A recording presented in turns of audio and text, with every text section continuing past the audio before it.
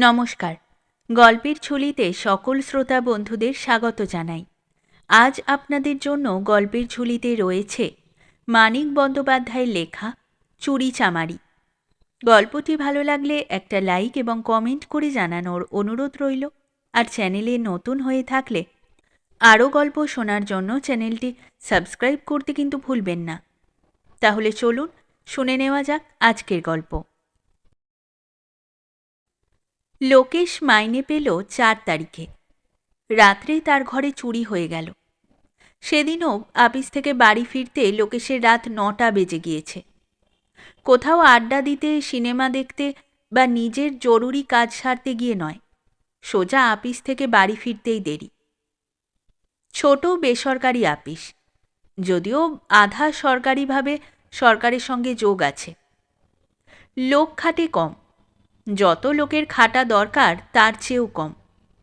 এমনিতেই 2-1 ঘন্টা বেশি খাটিয়ে নেয় ওভারটাইম না দিয়েই। মাসকাবারে কদিন 8টা, 8:30 পর্যন্ত অফিসে থাকতে হয়। খুব সোজা কৌশল। বেতন দেবার সুনিশ্চিত আশ্বাস দিয়েও সময় মতো বেতন না দিয়ে আটকে রেখে খাটিয়ে নেওয়া। এবং এমনই তাদের প্রচণ্ড প্রয়োজন মাসকাবারি বেতনটার, যে আশায় আশায় রাত 8টা, 9টা পর্যন্ত কাজ করে যায়। মাইনে অঘোর দেবে, না দিয়ে উপায় নেই। আজ দিলেও তো দিতে পারে। অঘোর বলে, বসে থাকবেন না, বসে থাকবেন না। মাইনে পান, খেটে খান, এ ভাবটা ভুলতে চেষ্টা করুন। ওরকম ভাববে কারখানার কুলিরা।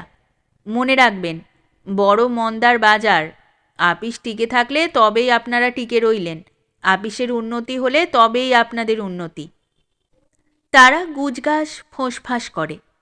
চাপা গলায় কেউ গর্জে ওঠে, দুধ তেরি তোর। ক্ষোভ বুকে নিয়ে তবু কাজ করে যায়।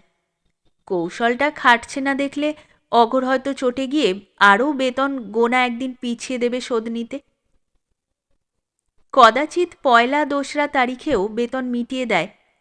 যে তারিখেই মাইনে পাক, তারা সই করে 1লা তারিখে পেয়েছে বলে। উদ্বেগ চেপে রেখে ছবি প্রশ্ন করে, পেয়েছ আজ? পেয়েছি। নোট কটা ছবির হাতে দিয়ে সে জামা কাপড় ছাড়তে থাকে। মুখ হাত ধোয়া হতে না হতে ঘরের বাইরে বাড়িওয়ালা সুরেনের গলা শোনা যায়। আছেন নাকি লোকেশবাবু? লোকেশ ঘরের ভেতর থেকেই বলে, আছি মশাই, আছি। এত অস্থির হন কেন?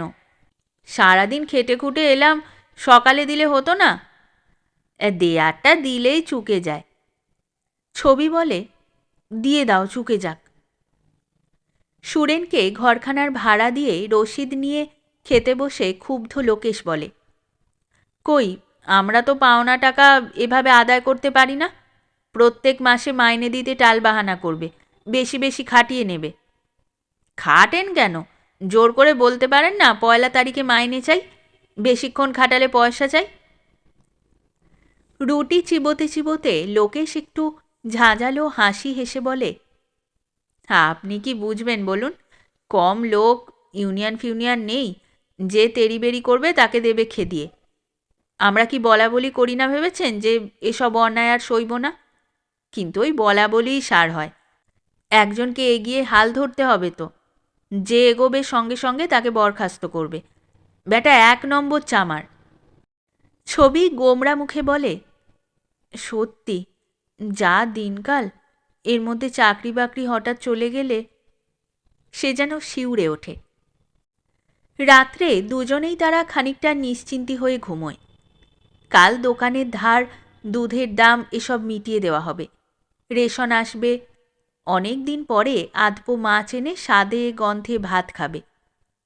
ছবির জন্য শাড়ি একখানা চোখ কান বুজে কিনে ফেলা হবে কিনা সেটাও ঠিক করে ফেলা যাবে। ঘুমের মধ্যে রাত্রি চুরি হয়ে যায়, তারা টেরও পায় না। ভোরে অন্য লোকের ডাকাডাকিতে ঘুম ভেঙে দেখে এই ব্যাপার।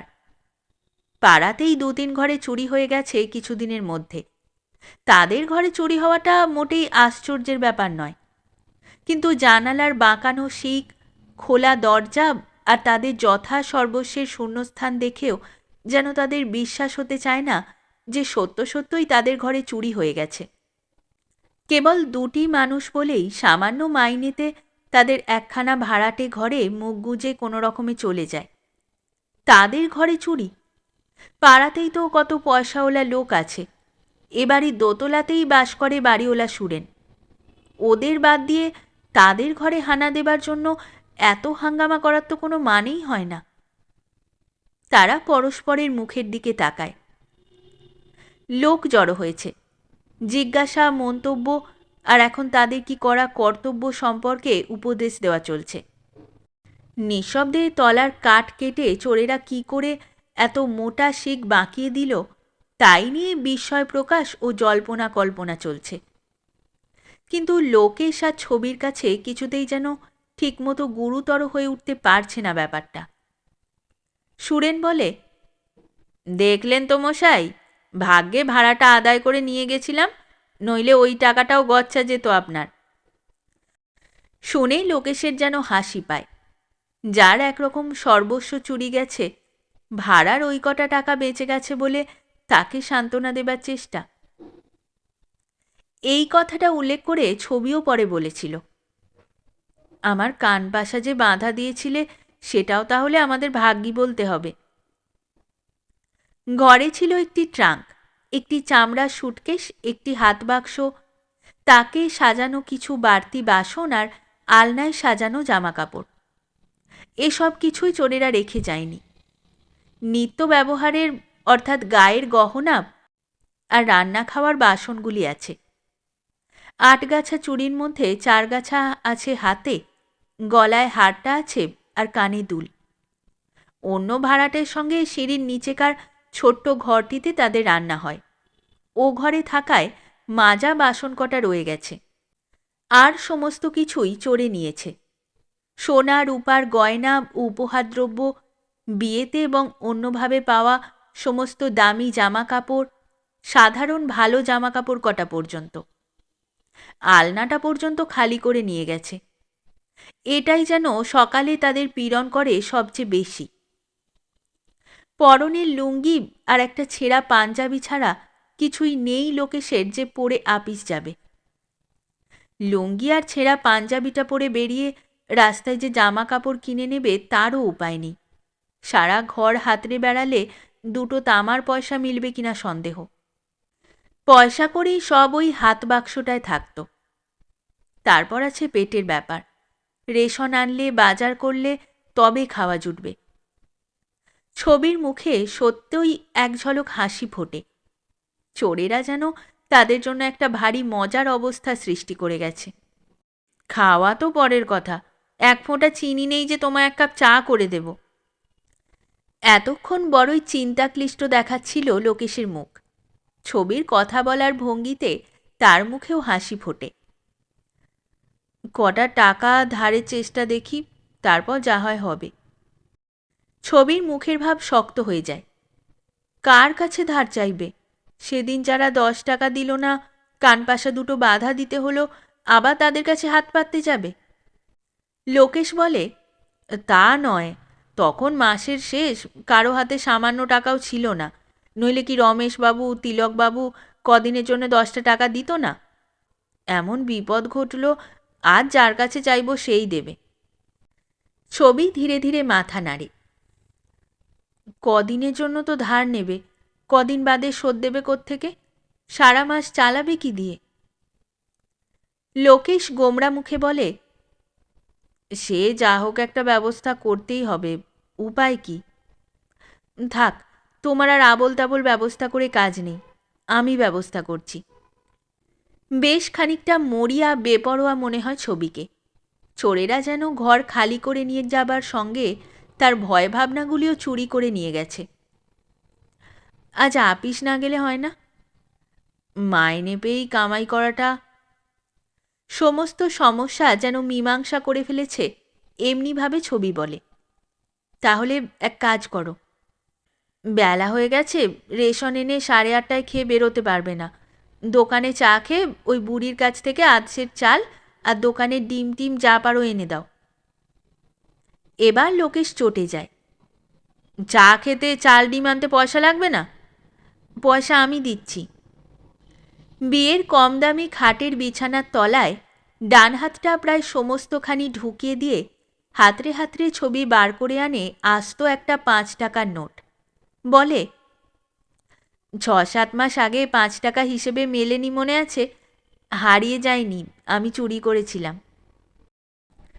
তারপর একটু উদ্বেগের সঙ্গে জিজ্ঞাসা করে, চলবে তো? দুমড়ে মুচড়ে গেছে।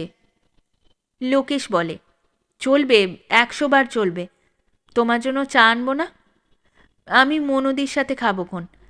এমন বিপদে পড়েও টাকা চাল ডাল ধার চাইছো না, এতখানি দয়ার বদলে 1 কাপ চা না খাওয়ালে চলবে কেন? লোকেশ তবু ইতস্তত করে। ছবি তাগিদ দিয়ে বলে, দাঁড়িয়ে রইলে যে, বেলা বাড়ছে না? সব তো বুঝলাম, আমি আপিস যাব কি করে? সে ব্যবস্থা করছি। শুধু চা খাবো না, মনোদির কাছে রথিনবাবুর একখানা ধুতি ধার করব। পরশু তরশু লন্ড্রিতে আর্জেন্ট ধুয়ে ফেরত দিলেই চলবে। লোকেশ তবু ইতস্তত করে। সে তো বুঝলাম, কিন্তু তারপর কি করব? ওর জবাব সেই এক কথা। কি আবার করবে? আপিস যাবার সময় নিয়ে যাবে। লোকেশদের আপিসে সেদিন কাজে বড়ই ব্যাঘাত ঘটে। কাজ আরম্ভই হয় ঘণ্টাখানেক দেরিতে। সবাই এসে পৌঁছে গেলে লোকেশ সকলকে বলে, টুলফুল নিয়ে সবাই জড়ো হয়ে বসুন দিকে একসাথে, ভীষণ জরুরি কথা আছে। তার মুখ দেখে আর কথা শুনে সবাই একটু হকচকিয়ে যায় বটে, কিন্তু তাকে ঘিরে বসে সকলেই। কোনো রকম ভূমিকা না করে লোকেশ জোরের সঙ্গে ঝাঁঝের সঙ্গে বলে, আমরা কি কুকুর বেড়াল? যত ইচ্ছা খাটিয়ে নেবে, সকাল 9টায় শুরু করে রাত 9টায় ছুটি দেবে, সময় মতো মাইনে দেবে না। একজন বলতে যায়, তোমার বাড়িতে নাকি চুরি হয়েছে শুনলাম। লোকেশ বলে, ঘর খালি করে সব নিয়ে গেছে।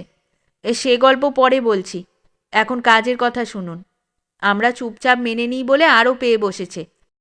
আজ আমরা সাফ জানিয়ে দেব যে আমরা আপিস আইনের বাঁধা টাইমের বেশি খাটব না। খাটলে ওভার টাইম দিতে হবে, ঠিক তারিখে মাইনে দিতে হবে আমাদের। সকলে নির্বাক হয়ে থাকে। লোকেশ শান্তভাবেই বলে, ভয় পাবেন না, যা বলার আমি বলবো অঘোরবাবুকে। আমি সকলের হয়ে ঝগড়া করব, আপনারা শুধু আমার পিছনে থাকবেন। যদি ক্ষতি করে আমার করবে, আপনাদের কিছু করবে না। তার বাড়ির চুরির ব্যাপারটা জানতে চেয়েছিল প্রৌঢ়বয়সী যতীন। সে সঙ্গে সঙ্গে জোর দিয়ে বলে, তোমার একলার ক্ষতি করবে মানে? আমরা তা মানব কেন? 1 ঘণ্টা আলোচনার পর যে যার জায়গায় গিয়ে বসে, কিন্তু কাজে কারো মন বসে না। অঘোর আরও দেরিতে আসবে, কিন্তু খবর তার কানে পৌঁছবে, নিশ্চয়ই ডেকে পাঠাবে লোকেশকে। তারপর কি নাটক আরম্ভ হবে কে জানে, ছাপোষা চাকরি সর্বস্ব তাদের আপিস জীবনে। অঘোর যথাসময়ে আসে, নিজের ঘরে বসে। কাজ করার বদলে সকলে 1 ঘণ্টা জটলা করেছে, খাস ও একমাত্র বেয়ারা বেচুর খবরও নিশ্চয়ই সে শোনে। কিন্তু সারাদিন কেটে যায়, লোকেশকে সে ডাকে না। আপিসের মুষ্টিমেয় মানুষটার বিদ্রোহের খবর যে সে টের পেয়েছে, সেটা টের পাওয়া যায় একটিবারও তার আপিস ঘরে না আসায়। রোজ সে 3-4 বার টহল দিয়ে যায়। ক্রমে ক্রমে সকলে এটাও টের পায় যে অঘোর প্রতীক্ষা করছে, তারা নিজে থেকে কি করে না দেখে সে কিছুই করবে না। 5টা বাজতেই সকলে কাজ বন্ধ করে উঠে দাঁড়ায়। লোকেশ বেচুকে ডেকে বলে, বলগে যাও, আমরা যাচ্ছি। মিনিট 5 পরে অঘোর নিজের ঘর থেকে বেরিয়ে এসে শান্ত কিন্তু গম্ভীর গলায় জিজ্ঞাসা করে, কি ব্যাপার? অবুঝ ছেলেরা দুষ্টামি করে বায়না ধরেছে, সে পিতার মতো শুনতে চায় তাদের নালিশ।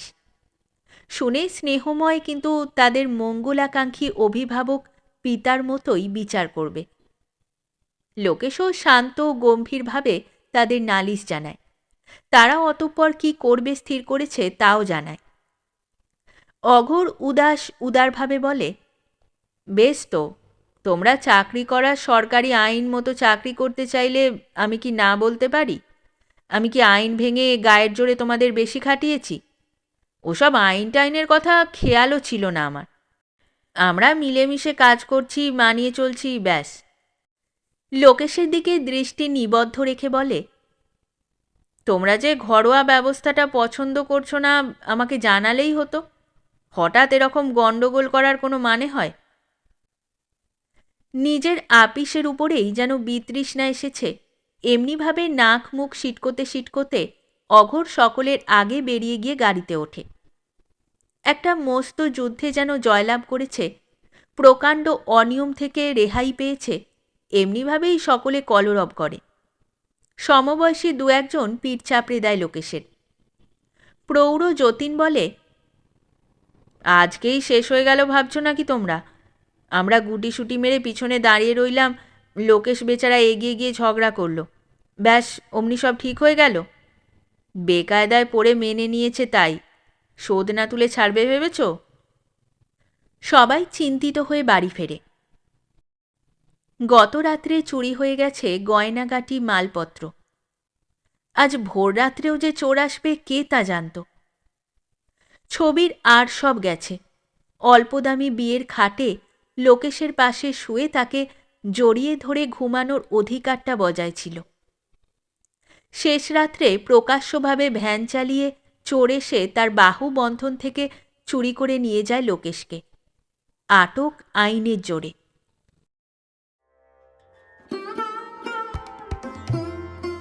শেষ হলো আমাদের আজকের গল্প।